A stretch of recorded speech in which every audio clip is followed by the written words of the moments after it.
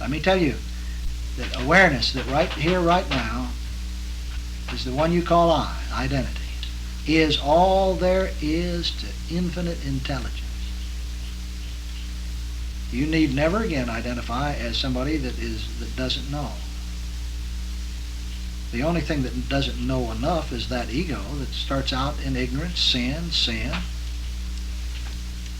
But awareness itself is the knowing of mind.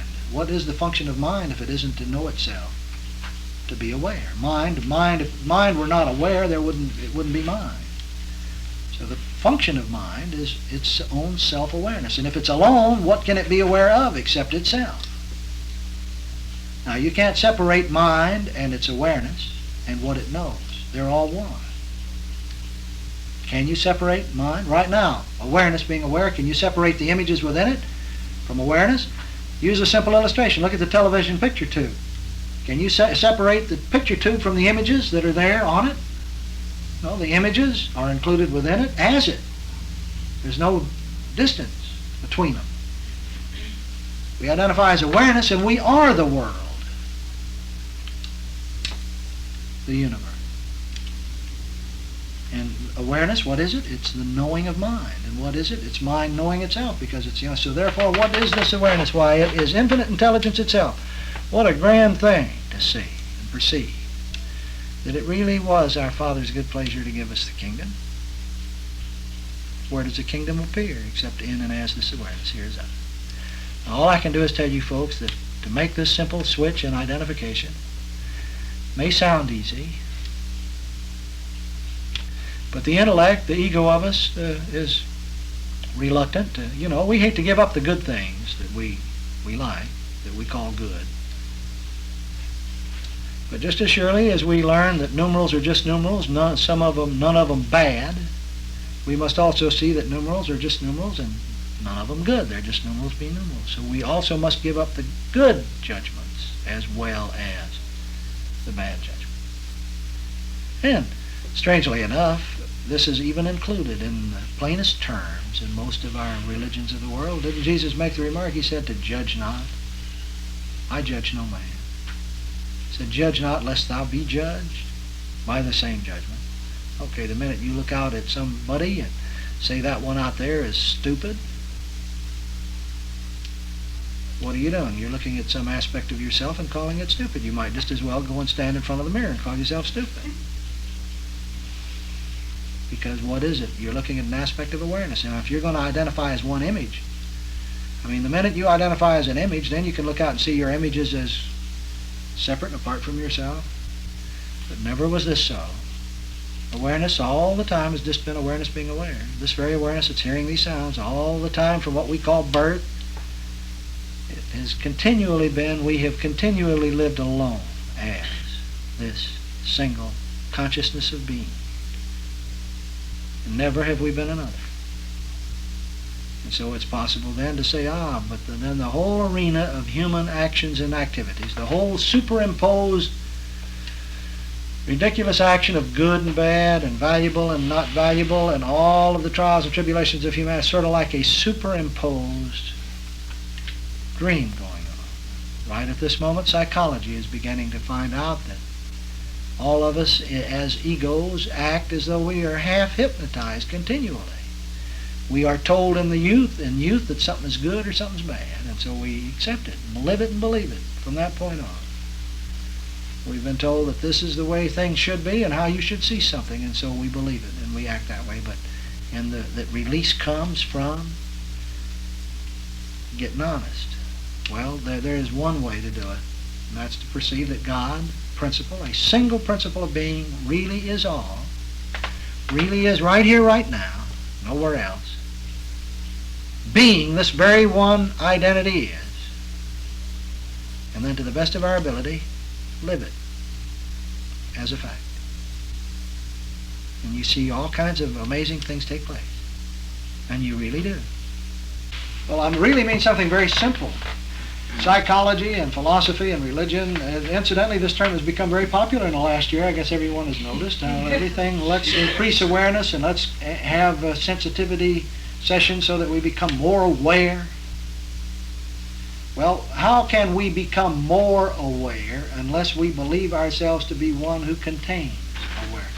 And what greater way is there to be aware than to identify as awareness itself, being perfectly aware? Okay, now what we mean by awareness, sir, is this very thing. Well, awareness and life are synonymous terms. Awareness, consciousness are synonymous terms. This very life that right at the moment looks up here and sees one called Bill, that sees room, looks down and sees arms and feet, looks in the mirror and sees thus and so, that remembers what happened in an automobile and thinks about what might transpire in the morning. But all of that, the big ball of wax, somebody said a little while ago, that whole ball of wax, this is what awareness is. Yet awareness is infinitely more. Infinitely more. But in its most limited, narrow, confined, and ridiculous thing, but we can't get rid of it. It boils down to the most limited here concept of a body ricocheting around in an immense universe, and a now that we can't even put a pin in before it's gone. Yet you can't get rid of that now, and you can't get rid of the here. I heard somebody, I got to tell you one thing that you can take away, you know. I'm being facetious now because I'm sure you've heard many things that you are, because it's yourself listening to yourself. But just by way of a joke, I heard, I'll give you a very profound utterance that came from a disc jockey the other day on the radio, and I thought, well, boy, if that isn't a great statement, because it really is. He concluded his program, he says, folks, remember, no matter where you go, there you are. Come on, Greg. Oh, that's good. Stop and think about it. And isn't it really always here? And it's always really here. There is never a time when awareness does not say here. And the answer is always here. The solution to the problem is here. The perfection, the beauty that we're looking for is here, never anywhere else. Bill? Yes, sir. When you say yourself, listening to yourself, I think I know what you mean, but Indeed. Now here again, this is grand because you see we're saying again, and it's great to say it again. We can say it a million times. And bit by bit, the intellect has to surrender and the heart hears this. But we're saying again, the only thing that's going on right here is awareness being aware. That is, everything you see is included in one place alone, within one single awareness. The very one you call yourself. Right here, right now. And every sound that you've ever heard is included within this awareness that is right here, right now, being aware. Now, when we identify as awareness itself and not some grand custodian that it has been given to, religion, and very often teaches that God has bestowed life or awareness on man, has given it as a gift. Never was this so. And such teachings are erroneous and serve no purpose other than we finally live them to see how wrong they are.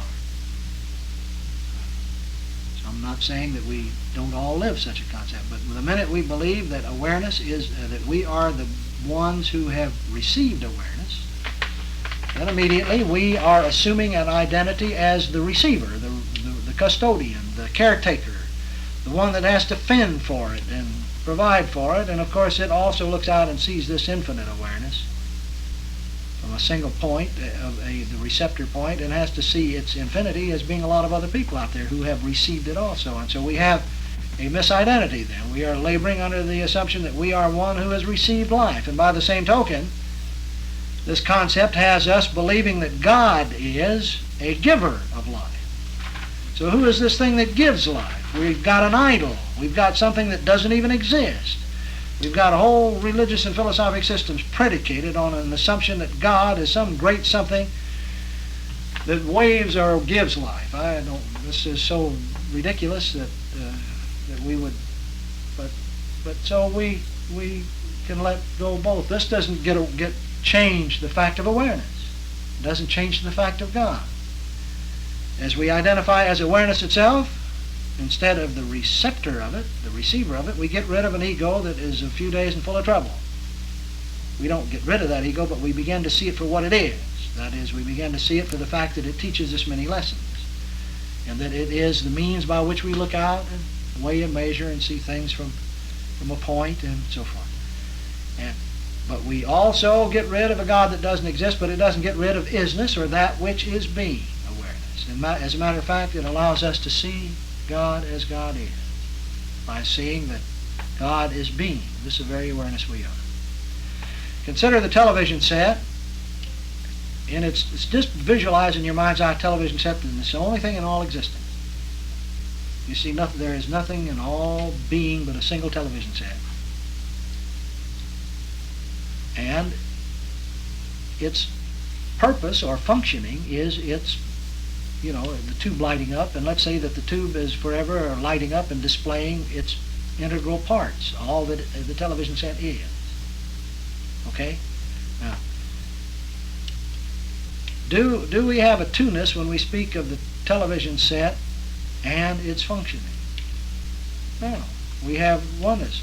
Television set functioning as itself is one television set being complete, total, alone, and all. So, when we speak of mind and awareness, we're not speaking of a dualism, a two-ness here. We're talking about isness perceiving itself. And we're identifying as that perceiving going on.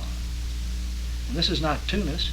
The television set functioning is not two but one. Mind perceiving itself is all there is to all that religion has ever indicated to be the Trinity. The Trinity.